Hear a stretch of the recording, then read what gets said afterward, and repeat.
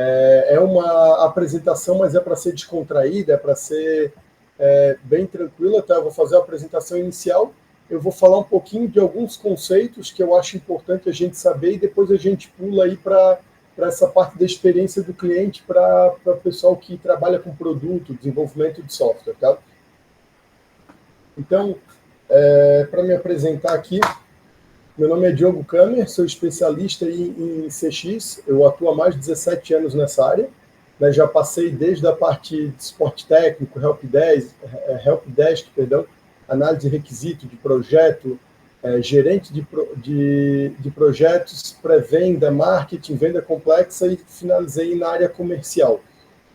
Minha formação é técnica, eu sou formado em telecomunicações, sistemas de informação e engenharia de projeto de software. Então, tem uma curiosidade que eu sempre achei que seria desenvolvedor até a primeira fase de sistemas de informação, onde eu descobri que eu não seria nem o melhor, nem o pior desenvolvedor, eu não seria um desenvolvedor. E aí eu decidi continuar o curso, mesmo não querendo partir para a área de desenvolvimento, mas eu sabia que essa habilidade técnica, né, de entender a programação me ajudaria muito no futuro. Né? Isso fez aí ser o porta-voz do cliente, né, traduzindo aí o cliente, vamos dizer assim, para o desenvolvedor e a parte técnica para o cliente. Né?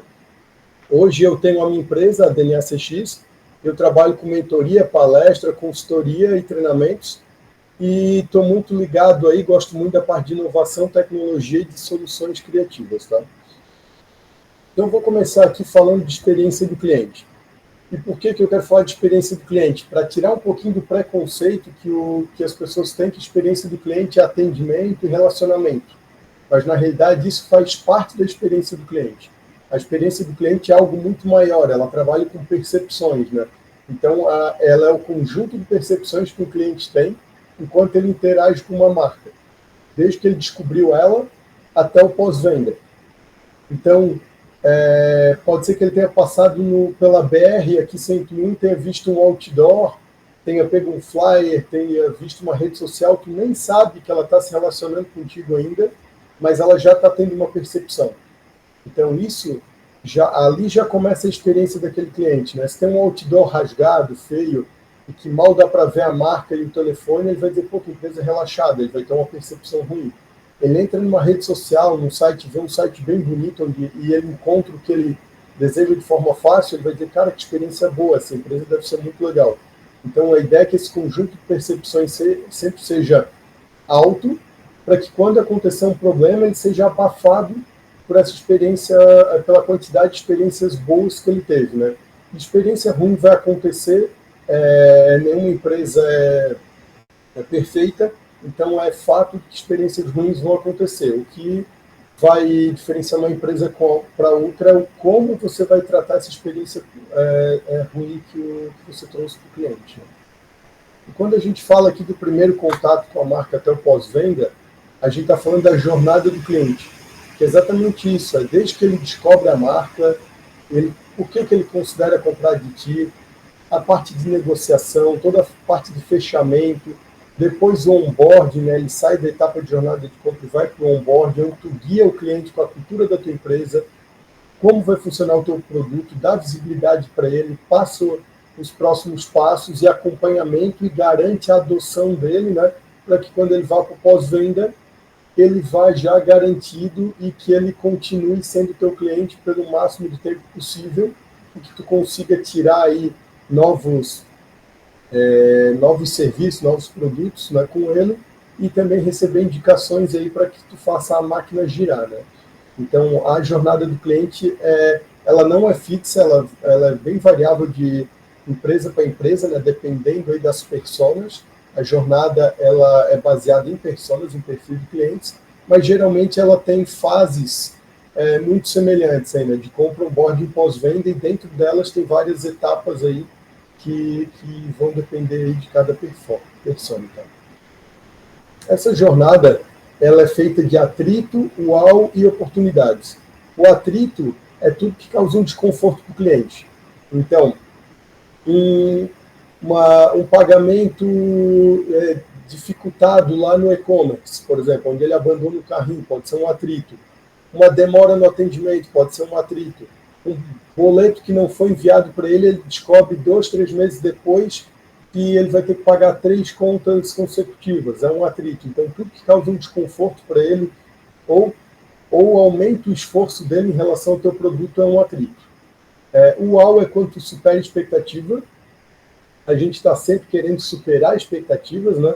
Só que a gente precisa ter em mente também qual é a percepção, qual é a expectativa do cliente para o teu produto ou para o teu serviço, para que a gente não eleve tanto essa expectativa que chegue em um patamar que a gente não consiga mais elevar e depois comece a diminuir, porque quando a gente aumenta a expectativa, a régua sobe. Então, tudo abaixo daquilo é uma percepção negativa. Então, entrega a expectativa do cliente, vai garantindo aos poucos uma melhor expectativa com ele para que tu não tenha esse declínio depois, né, de expectativa. E oportunidade. Em todo atrito, a gente já vê uma oportunidade, melhoria de processo, de produto, de atendimento. Mas quando a gente começa a pensar mais na experiência do cliente, a gente vai ver oportunidades e a gente vai pensar em oportunidades para melhorar isso. Então, isso começa a ser algo mais natural, tá? Então, a gente vai pensar muito em oportunidades, eu mostro um pouquinho mais para vocês depois, tá?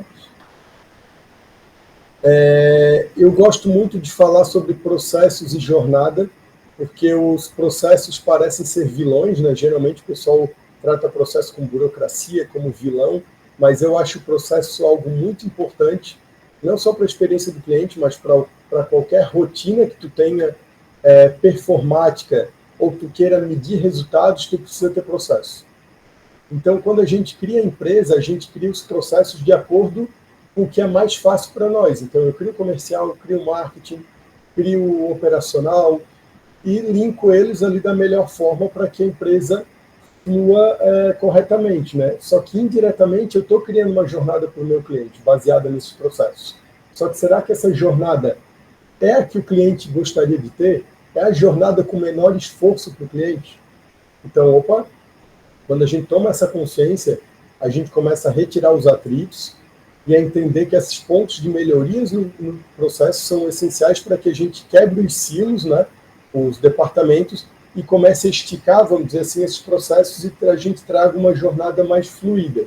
Então, tirar atritos para deixar a jornada com o menor esforço possível para o cliente, tá? Então, a importância dos processos são muito... os processos, na realidade, são muito importantes, tá, nessa jornada, e também entender que essa mudança de processos constante é algo bom, que às vezes as pessoas reclamam, né? Pô, fica mudando os processos a todo momento. Cara, que bom se esses processos estão coordenados para trazer uma melhor experiência, que bom que eles estão sendo alterados, tá? A gente precisa mudar um pouquinho a mentalidade quanto a isso, né? E eu quero trazer um conceito também aqui de inovação. Um conceito, na realidade, de inovação tem vários conceitos, né? Eu gosto bastante desse aqui, que é fazer de forma diferente, algo que sempre foi feito da mesma maneira, a fim de obter melhores resultados. Só que eu ainda gosto de complementar um pouquinho mais, porque eu não acho que esse contexto aqui, esse conceito, seja inovação. Eu acho que a inovação só acontece quando a gente realmente comprova que obteve melhores resultados e isso se torna um diferencial competitivo para a empresa. Aí sim, a gente tem a inovação. Então, fez algo que estava sempre sendo feito da mesma maneira, né? Mudou esse processo, mudou o jeito de fazer, esperando um resultado melhor e comprovou que aquilo aconteceu, bacana. Aí eu entendo que a gente inovou, tá? E por que eu trouxe esses 3 conceitos? Porque a gente precisa entender também que inovação, processo e experiência do cliente, eles acontecem de forma cíclica e conjunta.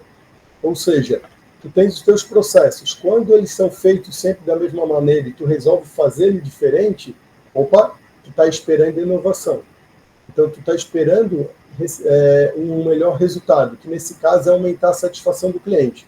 E quando tu comprova que isso aconteceu e trouxe um resultado positivo para ele, acontece a inovação. Então, sempre que tu tira um atrito e transforma ele em uma oportunidade e garante que ela trouxe resultado para o cliente, que está inovando. Então, isso é bem bacana a gente saber para que seja mais legal essa mudança de cultura quando a gente tenta focar no cliente, né?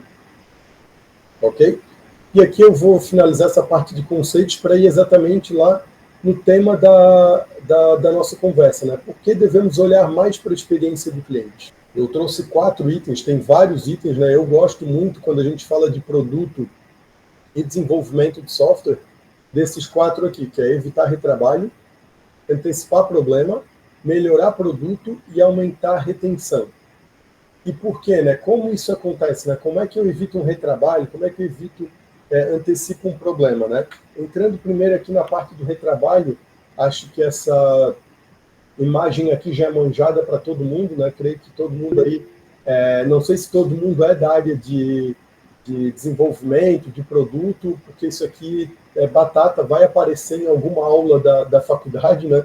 Para quem não conhece ainda, esse aqui é uma imagem que mostra como cada pessoa entende algo e às vezes ninguém está entendendo o que realmente é a necessidade do negócio, né? Então, o usuário ele não tem conhecimento técnico. Então, ele explica de uma forma, e na cabeça dele está perfeito, ele explicou muito bem. O analista foi lá e especificou, na cabeça dele também está tudo certo. Foi lá, repassou para o desenvolvedor, que desenvolveu, e ele disse, cara, está tudo perfeito, está aqui, está eficaz, o produto é totalmente funcional, performa muito bem. Só que aí não pensou na usabilidade. Ninguém pensou exatamente no todo. E, na realidade, a real necessidade do negócio era outra. Então, a ideia é a gente usar a experiência do cliente exatamente para eliminar esse duplo entendimento. É conversar, usar a escutativa, dar visibilidade para que a gente entenda o cliente e faça a repetição, né?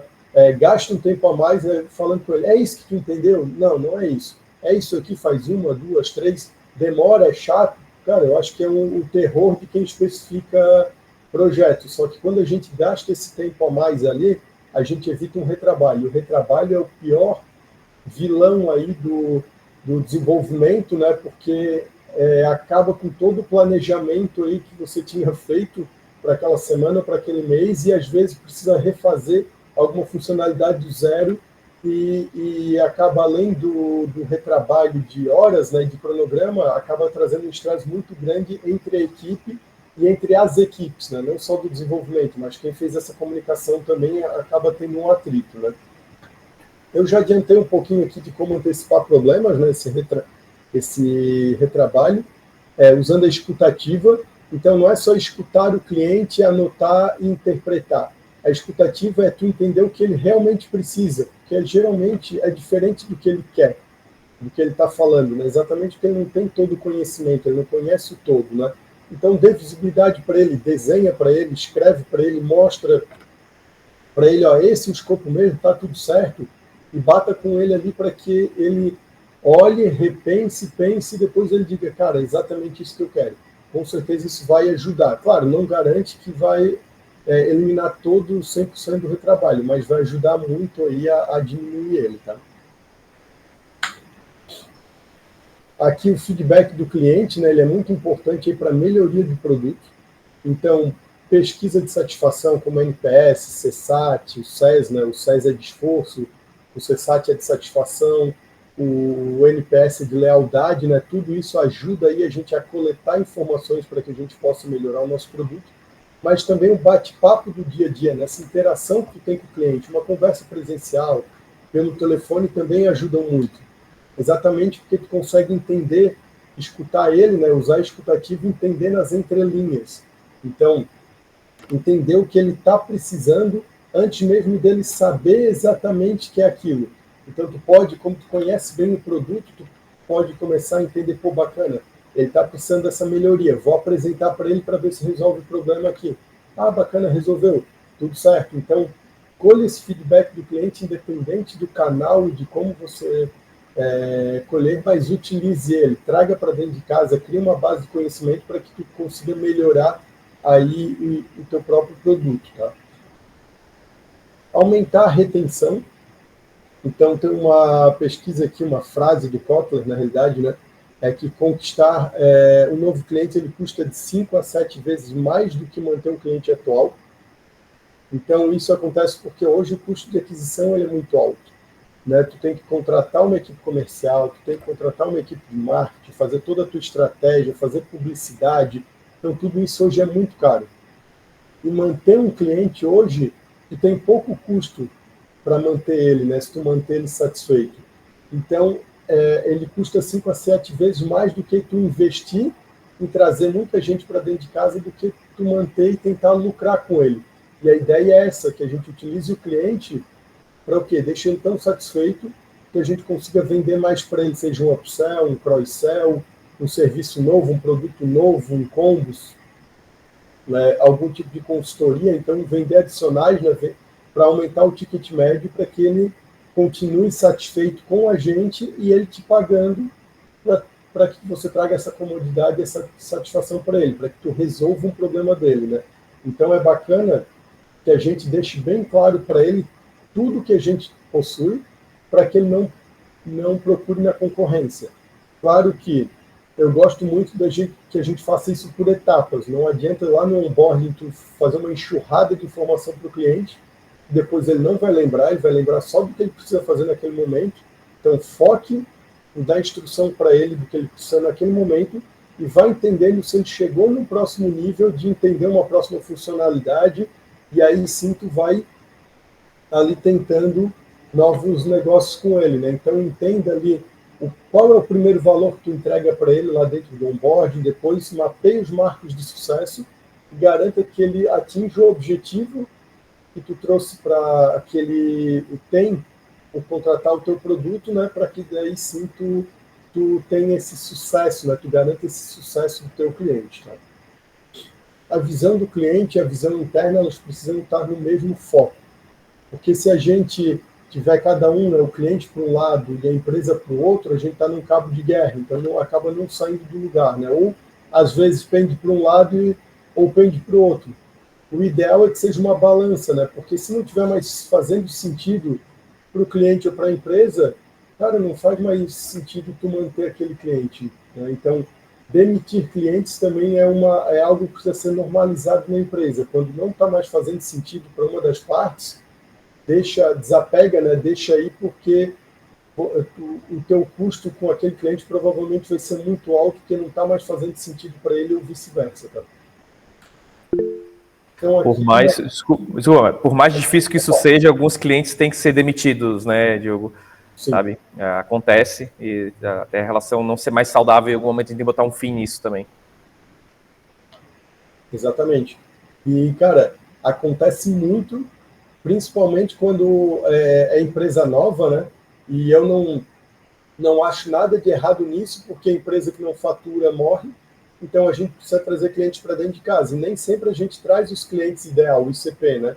Então, depois de um tempo, a gente começa a dizer, cara, olha aí, esse cliente só está me trazendo prejuízo, eu não devia ter trago ele, mas, pô, lá no começo ele foi muito importante para a gente. Então, agradeça essa jornada que ele teve contigo e agora entenda, pô, ele não faz mais sentido para a gente porque eu estou tendo que adaptar o produto só para ele, não consigo melhorar o produto para os outros com a necessidade dele, o objetivo dele é totalmente diferente dos meus outros clientes e isso está confundindo a minha equipe interna. A gente está fazendo priorizações que não fazem sentido ali também de melhoria, o que deixa a equipe um pouco insatisfeita, né, por estar priorizando coisas que não parecem estar no propósito da empresa. Então, cara, explica para ele, seja transparente, e se for necessário tu indicar o teu concorrente para ele, porque tu sabe que ele atende, indica, cara, ele vai ficar muito satisfeito contigo, e se tu conseguir até fazer essa virada com ele, acompanhar, quem sabe um dia lá na frente ele vira o teu cliente ideal, ele volta a ser teu cliente. Então não deixa ele na mão, né? Mesmo que tu for demitir, demita de forma correta e deixando ele sempre bem abraçado, vamos dizer assim, né? Para que ele esteja confortável com essa transição, tá? Aqui eu já comentei um pouquinho antes, né? Por que a gente olha aí, né, para a experiência do cliente para garantir o primeiro valor. Isso é muito importante porque na etapa de onboarding é a etapa onde a gente guia. Então é ali que a gente vai garantir, ou pelo menos instruir ele o nosso produto, e a gente tem o objetivo do quê? De que ele adote o nosso produto, que ele tenha um LTV alto, que ele fique muito tempo com a gente. E a gente só vai conseguir garantir isso se a gente souber exatamente qual é o objetivo dele, o que é a entrega de primeiro valor para ele e quais são esses marcos de sucesso, né? Então, ele está utilizando de maneira esperada? Bacana. Como assim ele está utilizando de maneira esperada? Ele passou todos os passos, vamos dizer, um funil de vendas. O primeiro valor para um cliente pode ser que seja fazer uma venda dentro do software. Para a empresa, isso também é uma entrega de primeiro valor, porque se ele fez uma venda no software, quer dizer que ele passou por todos os passos, incluiu a empresa, incluiu o cliente, incluiu os funis de venda, passou pelas etapas, mandou uma proposta e fechou o contrato lá dentro. Ou para ele usou todas as funcionalidades. Então ele está apto para o quê? Agora para usar o calendário para fazer follow, por exemplo. Então bacana, agora eu vou ensinar ele a utilizar a próxima feature. Daí esse é o próximo marco de sucesso. Depois tu vai colocando marcos de sucesso para que tu acompanhe esse sucesso do teu cliente, garanta a adoção e garanta que ele chegue lá no objetivo dele, que digamos que seja triplicar as vendas em 6 meses. Então isso também vai te ajudar a entender, pô, ele não está batendo a meta dele aqui, ó, tô vendo. Mas por quê? Ah, bacana, eu tô vendo aqui que ele perde o time aí de vários follow-up que ele deveria estar fazendo. Deixa eu ver o porquê. Cara, ele não está usando agenda. Opa, cara, usa agenda aqui, tá, ensina, instrui ele, depois acompanha e vai dizer, pô, bacana, ó, voltamos para a meta porque agora eu não estou mais perdendo follow. Legal, então, tu ter esses marcos ajuda muito a garantir aí, né, a maneira esperada e se está alcançando esse objetivo, né? E aí, como eu comentei antes, chegou lá na etapa X, apresenta a nova funcionalidade, daqui a pouco apresenta todo o potencial do produto para que ele entenda que tu tem aquilo, ele não chegue com uma surpresa, né, dizendo, ó, contratei um concorrente X, integra aí. Aí tu vai dizer assim, oi, integrar? Mas por quê? Pô, ele é nosso concorrente, eu tenho essa funcionalidade. Como assim, cara? Tu nunca me falou. Isso acontece, tá? Eu já passei por situação assim, a gente teve um trabalho gigante de integração, o cliente ficou indignado porque ele teve que pagar mais caro pelo concorrente do que a gente tinha de funcionalidade e ele tinha que estar andando em 2 sistemas, sendo que o nosso já era nativo e era uma única tela. Então a gente causou um atrito enorme com o cliente por não mostrar todo o potencial da ferramenta, né? No tempo certo, é claro. Aqui é uma imagem que eu criei para mostrar qual o impacto aí da experiência do cliente dentro de uma organização, principalmente quando ela ainda não pensa, né? Quando ela quer criar aí esse foco no cliente, né? Eu tinha muita dificuldade de mostrar como esse impacto acontecia. Então, eu cheguei nesse modelo de imagem aqui que eu acho que faz mais sentido, tá? E fica mais simples de explicar. Então, aqui, a gente começa o quê? Primeiro, retirando atritos, né? Aumentando a satisfação do cliente. Quando a gente vai fazendo isso com frequência, incondicionalmente a gente começa a tentar superar expectativas. A gente vai superando expectativas, vai aumentando a satisfação do cliente. Daqui a pouco a gente começa a entender que existem oportunidades. Vamos melhorar nosso produto, nosso processo, nosso atendimento. Cara, será que essa funcionalidade aqui vai ajudar o cliente? Cara, eu acho que não vai. Será que vale a pena a gente implantar? Então, a gente começa a pensar em prol do cliente. Então, a gente começa a mudar a nossa mentalidade, né? E começa a dar mais foco para o cliente. Então, é a palavrinha da moda, né? A gente muda o mindset. Então, começa a mudar o mindset, a gente começa a ver o nosso produto, o nosso serviço, os nossos processos de outra forma. E quando a gente faz isso, a gente começa a impactar outras pessoas em reuniões, em conversas, que as pessoas entendem que tu está passando uma mensagem diferente, que tu abriu tua mente, tu está vendo de outra forma. Então, as pessoas começam a ficar curiosas e a ser contagiadas por isso, né? Seja pela tua fala, por tuas ações, e daqui a pouco tu está impactando positivamente outras pessoas. Quando tu faz isso com várias pessoas, quando tem várias pessoas mudando a sua mentalidade, a gente começa a mudar a cultura. E quando a gente muda uma cultura da empresa, os resultados eles são exponenciais. Cada etapa dessa aqui já vai te trazer um resultado.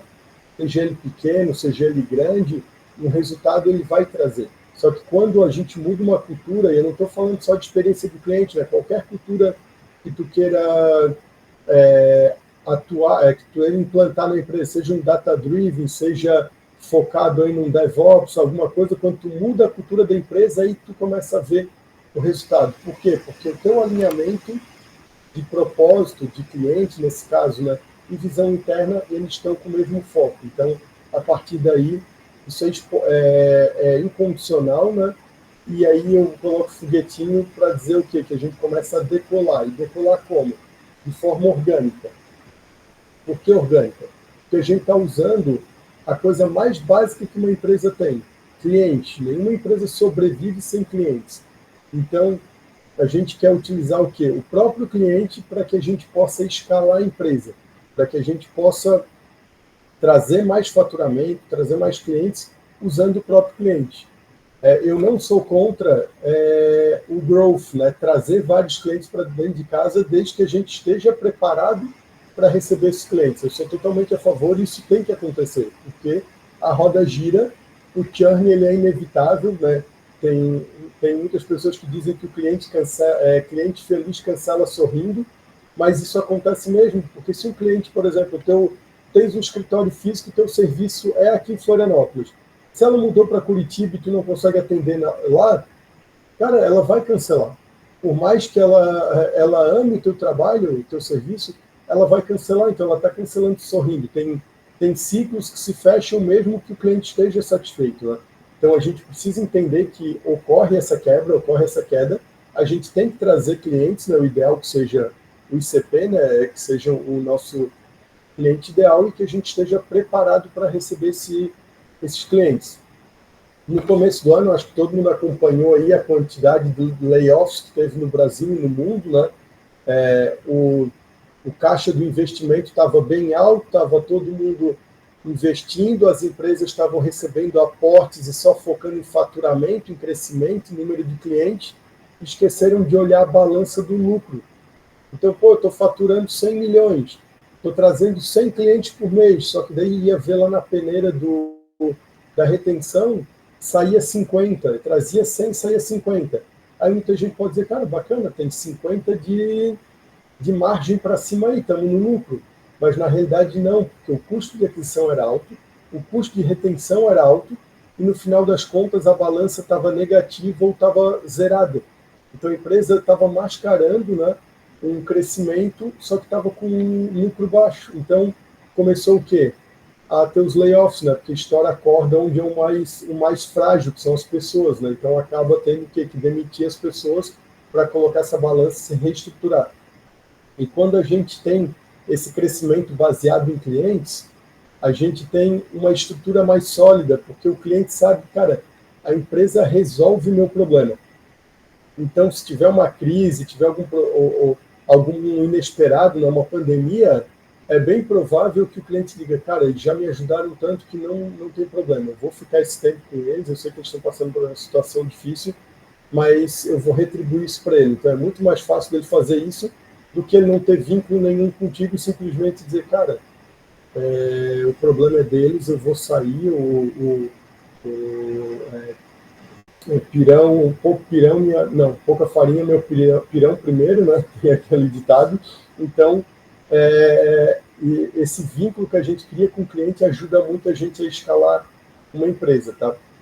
E aqui eu trouxe uma escalada, né? E o pessoal pode dizer, de desenvolvimento, de produto, tá, mas o que eu tenho a ver com isso, né? Tudo a ver, né? Porque toda a experiência ela é pautada no desenvolvimento do produto, na usabilidade dele, na performance dele. Então a gente via muita briga antigamente, né? Eu via quando eu fazia esse intermédio, né? Principalmente quando estava na área de gerência de projeto, na época não existia PMO, não existia PO, Product Manager, na realidade provavelmente existia, mas não era muito conhecido, né? O gerente de projeto é que assumia toda a bucha. Então, a gente começava a entender a briga, né? Cliente queria usabilidade, desenvolvedor queria performance, ele ia lá e dizia, cara, acabei de resolver um problema aqui, a rotina aqui está executando 3 segundos mais rápido, o cliente vai adorar. Aí tu chega lá, pô, bacana, o que mudou? Ah, não, eu acrescentei isso aqui, isso aqui. Aí tu vai mostrar para o cliente odeia, porque ele diz, cara, agora antes eu fazia em 2 passos, agora eu tenho que fazer 4 passos. isso para mim é horrível, eu não quero ter isso. E aí fica aquela briga, né? Ah, mas é mais performático. Ah, não, mas tem melhor usabilidade. E era difícil de achar um meio termo, né? Em teoria, geralmente quem ganha é o cliente, né? Porque tem que ter uma melhor usabilidade. Só que nem sempre é assim, porque às vezes, por exemplo, um relatório, ele tem uma usabilidade legal ali, só que ele demora muito tempo. E esse aumento do passo pode ser que ganhe muita performance se esse relatório seja retirado em metade do tempo e o cliente diga, cara, vale a pena esse esforço eu fazer um esforço a mais para ter um relatório na metade do tempo. Então, tem coisas que a gente precisa botar na balança. Nem sempre o cliente tem razão, né? Mas a gente aí precisa mostrar para ele quais os benefícios, né? Mas, só para colocar um pouquinho aqui o contexto de por que eu mostrei esse desenho para vocês, tá? Então, vou deixar outra pulguinha aqui para vocês, né? Como você pode ajudar o teu cliente, né? No teu dia a dia, como tu pode ajudar, né? Tu está desenvolvendo, como é que eu posso ajudar ele? Eu estou no suporte, como é que eu posso ajudar ele? Eu sou da área de sucesso do cliente, sou o PO da empresa. O que eu posso fazer para melhorar essa experiência do cliente, né? Às vezes é um contato, às vezes é uma melhoria, uma sugestão. Então, todo mundo tem uma participação ou algo que poderia melhorar aí na experiência do cliente, tá? E para finalizar aqui, eu gosto muito dessa frase da Kate, que é a percepção do cliente é a sua realidade. Porque a gente acaba se apaixonando pelo nosso produto, né? E acaba esquecendo, às vezes, de entender qual a dor ele resolve para o cliente e que percepção que a gente está passando para ele. Mesmo que a gente ache que a gente tem o melhor produto, se o cliente não achar isso, a percepção real é a do cliente. Então, a tua realidade é o que o cliente pensa, não o que a gente, como empresa, pensa, tá? Então, aqui eu vou agradecer, pessoal, pelo tempo de vocês e vou abrir aqui para dúvidas. Tem um QR Code aqui, se alguém quiser escanear, senão depois o Ramon pode passar em minhas redes sociais, né, para quem quiser acompanhar. Eu falo bastante aí desse tema, principalmente no LinkedIn, tá?